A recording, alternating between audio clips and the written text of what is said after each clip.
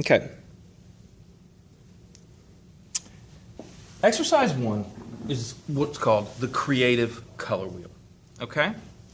So in exercise 1, what you're going to be doing is you're going to have to come up with a creative way to demonstrate this movement of colors, okay? And how they move across, how they interact, right? Mm-hmm. Now, many people have had many different ideas over this, over the ages. One of my favorites I saw one time was somebody did like a little girl holding balloons, and then each balloon, you know, and then they did like a black and a white one, you see? So, you know, each balloon came down and was, you know, and she was like floating away, kind of like the little Banksy thing, yeah. Another person did a really neat one, which, you know, I can show you, I do have these, in which it was kind of like somebody with their feet kind of coming together wearing socks, striped socks, and as the socks went up, each stripe in the sock was the color wheel. Move. The rule is it must move in correct sequence. Make sense? So they have to move in correct sequence. You can't just hop around and just do colors willy-nilly. They have to be in sequence, proper sequence. Now, you can look. What time you got? 12:07. Okay. You can look at a lot of different things, a lot of different options as far as what to do. You can get all crazy abstract with it if you want. You can use some of the other stuff we've done. You could make creatures out of geometric shapes that move off into a distance, and then the way they're lined up bounces in correct sequence. Okay? Now, what sequence is that? You don't have to start with yellow. You can start here or here. It just then has to move clearly in the proper sequence. Okay? Now, you need to do this on Bristol board, and you're going to do this with gouache. Okay? Now, when we talk about gouache, the rule for this assignment is also this. You may only use 4 paints.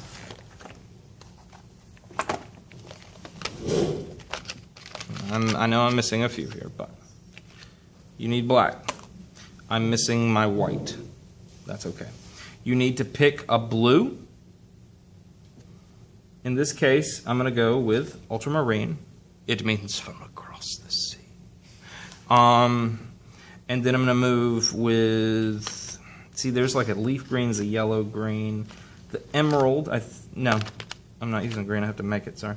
The yellow, there's a medium yellow and like a lemon yellow. Lemon yellow is pretty yellow, isn't it? So I think I'm going to run with that one. Finally, reds. Here, brilliant red. That should work, okay? And like I said, I'm missing a white, but I have some white at home, so it's not that big a deal. These are the only colors you can use. You cannot use any of the others. And you will mix to get all your colors. Make sense? So, using gouache is very similar to using watercolor. You can treat them like a watercolor, but you can also treat them like an acrylic. So if you don't like watercolor and you don't want to dilute, then you can just run directly with your paint. Just the paint straight as it is.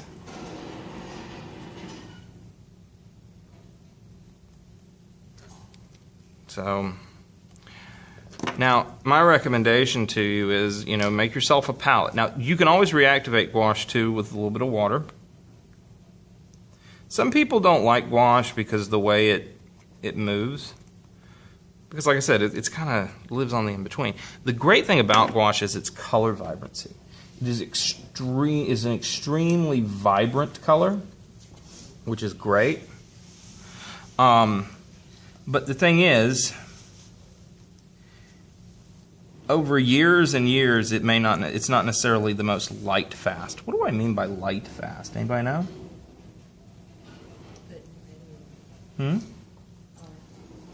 if something is light fast, it holds itself against the light really well.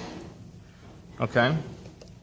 So light fast is something that can be exposed to light repeatedly and not fade. Okay? So if something's not very light fast, then that means it has a tendency to fade. And when it does, well, that just doesn't bode well for your piece, now does it? Blake's paintings are like that. William Blake, remember we looked at like the Great Red Dragon and everything like that? Well, the paintings of Blake, for example, they do that. Now, when you mix a color, what you want is equal parts, okay? Keeping up with the amount you add is very important. Otherwise, you might end up trying to make green and make blue-green or yellow-green, you see? When what you're trying to do is make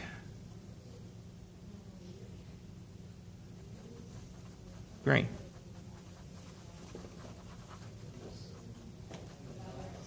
Maybe a touch more yellow.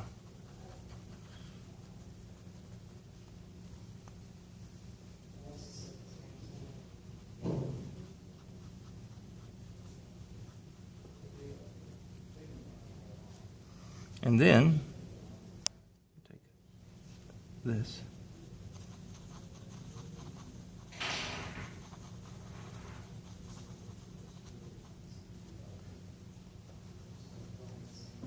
Make this one.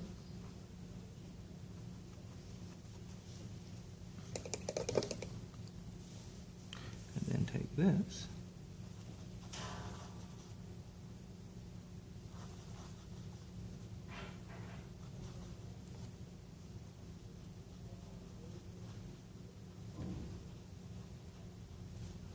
Make that one. Now that one needs, I think it's a little too close. I think I could use maybe a touch more blue in there.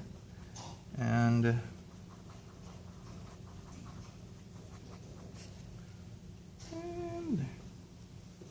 all right, now. So see, now I'm getting those going. Now, other things you can do with this, for example, you can use pen and ink. All right, I'd recommend using H pencil, sketch out your idea, all right? Then you can paint. Once the paint dries, you could come back in, for example, with ink, if you wanted to apply outlines, you know, and there you go. Make sense? Make interesting. Make it interesting. Create a composition that fills the field, that is visually interesting and utilizes all the skills and things we've covered to this point, okay? Size. The size can be anywhere from 9 by 12 to 18 by 24. Okay? Make sense? That's just an exercise, right? And this is exercise 1 for Unit 3. Okay.